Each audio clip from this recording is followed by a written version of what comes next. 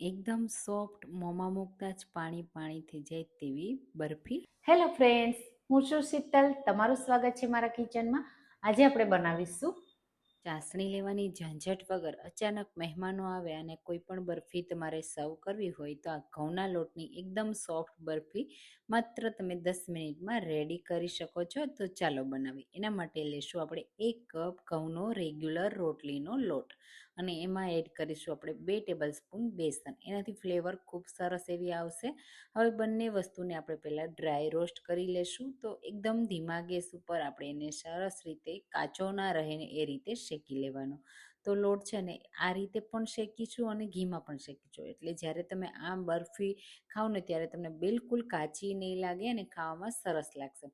તો તમને જો ડાર્ક કલરનો પસંદ હોય ને તો એ રીતે પણ તમે શેકી શકો છો અને લાઇટ કલરમાં પસંદ હોય ને તો એ રીતે પણ તમે શેકી શકો છો.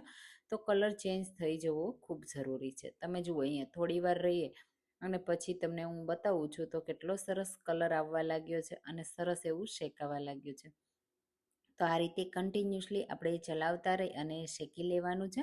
તો તમે ઘરે અચાનક મહેમાન આવે તો કઈ કઈ મીઠાઈ બનાવો છો મને કમેન્ટમાં કહેજો. અને હા, તમે મારી રેસીપી કઈ સિટીમાંથી જુઓ છો ને એ મને જરૂરથી કહેજો. તમે જુઓ અહીંયા હવે લોટ સરસ એવો શેકાવા લાગ્યો છે. શેકાવાની સુગંધ પણ સરસ એવી આવી રહી છે અને કલર પણ સરસ એવો બદામી કલર જેવો આવી ગયો છે. તો આ સમયે હવે આપણે એડ કરી દઈશું ઘી. તો પહેલાં પણ આપણે લોટને શેક્યો અને હવે આપણે ઘી સાથે શેકી લેવાનો છે.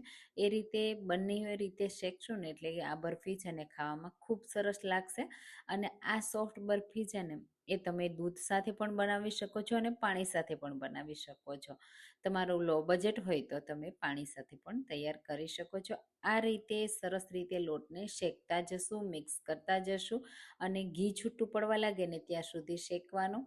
અહીંયા આ લોટ છે ને એ સરસ એવો શેકાશે ને એટલે જે આપણે બેસન એડ કર્યું છે ને એના લીધે સુગંધ પણ સારી એવી આવશે શેકાવાની. એટલે તમને ખબર પડી જશે કે લોટ સરસ એવો શેકાઈ ગયો છે. મેઇન આ લોટ શેકવાની જ પ્રોસેસ છે. પછી તમારી મીઠાઈ તો માત્ર 2 થી 3 મિનિટમાં રેડી થઈ જશે. તો આ રીતે મેં કન્ટિન્યુઅસલી ચલાવતા 5 થી 7 મિનિટ એને શેકી લીધો છે. હવે અહીંયા તમે જુઓ ઘી પણ હવે તમને છૂટું પડતું દેખાતું હશે. હજી જો તમારે વધારે ઘી એડ કરવું હોય ને તો પણ કરી શકાય. આ મીઠાઈ ઓછા ઘીમાં પણ તૈયાર થઈ જાય અને વધારે ઘીમાં પણ ખૂબ સરસ લાગે છે. તો બસ આ રીતે હવે સરસ એવો કલર મેં આવવા દીધો અને સરસ રીતે શેકાઈ ગયો છે. તો હવે હું એને વધારે નથી શેકવાની. જો તમને એકદમ ડાર્ક કલર પસંદ હોય ને તો થોડી વાર વધારે શેકી લેજો. બસ હવે આ રીતે બધું જ લોટને મિક્સ કરી દેશું અને સ્વાદ પ્રમાણેમાં ખાંડ એડ કરીશું. તો અહીંયા મીઠાશ જો તમને વધારે પસંદ હોય ને તો 5 થી 6 કે 7 ટેબલ સ્પૂન જેટલી પણ તમે ખાંડ એડ કરી શકો છો. મેં અહીંયા 4 ટેબલ સ્પૂન એડ કરી છે. પહેલાં ખાંડને મિક્સ કરી દેશું. અહીંયા કોઈ આપણે ચાસણી નથી કરવાની. તમને એવું લાગશે કે ખાંડ એડ કરી છે તો એના ક્રિસ્ટલ રહી જશે. ના, બિલકુલ એવું નહીં થાય. આખી ખાંડ એડ કરવાની છે અને એના ક્રિસ્ટલ પણ નહીં રહે. જો ખાંડનો પાવડર એડ કરવો હોય ને તો એ પણ કરી શકાય, પણ તો તમારે ડબલ એડ કરવો પડશે. હવે આ રીતે ખાંડને મિક્સ કર્યા પછી આપણે એમાં એડ કરીશું 1 કપ દૂધ. હા, જો તમારી પાસે મિલ્ક પાવડર ન હોય, હું લાસ્ટમાં એડ કરવાની છું, તો તમારે 1.5 વાટકી અથવા 1.5 કપ દૂધ એડ કરવાનું. એનાથી આ મીઠાઈ છે ને એનો ટેસ્ટ ખૂબ જ સરસ આવશે. મેં અહીંયા 1 કપ એડ કર્યો છે, 1 કપ લોટ અને 1 કપ દૂધ. મિક્સ કરી દેશું. જેમ જેમ મિક્સ કરતા જશું ને મિશ્રણ ડ્રાય થતું જશે અને લોટ સરસ એવો ફૂલી જશે. તો બિલકુલ ચીકાશવાળું નહીં થાય. જ્યારે તમે મિક્સ કરશો ને ત્યારે તમને એવું લાગશે કે આ મીઠાઈ તો ચીકણી થશે. ના, એવું બિલકુલ નહીં થાય. જેમ જેમ મિક્સ કરશો ને દૂધ છે ને એ લોટ બધો એબ્ઝોર્બ કરી અને ડ્રાય થઈ જશે. અને આગળ આપણે ઘી ઘણું બધું એડ કર્યું છે, એ પણ છૂટું પડશે એટલે મીઠાઈ બિલકુલ તમને ચીકાશ પડતી નહીં લાગે. તો આ રીતે કન્ટિન્યુઅસલી ચલાવતા રહેવાનું. જો તમે નોનસ્ટિક પેનમાં બનાવો તો બિલકુલ નહીં ચોટે. સ્ટીલના પેનમાં બનાવો ને તો થોડું ચોટશે, પણ તમે આ રીતે કન્ટિન્યુઅસલી ચલાવતા રહેશો ને એટલે લાસ્ટમાં એકદમ પેન ક્લીન તમને દેખાશે.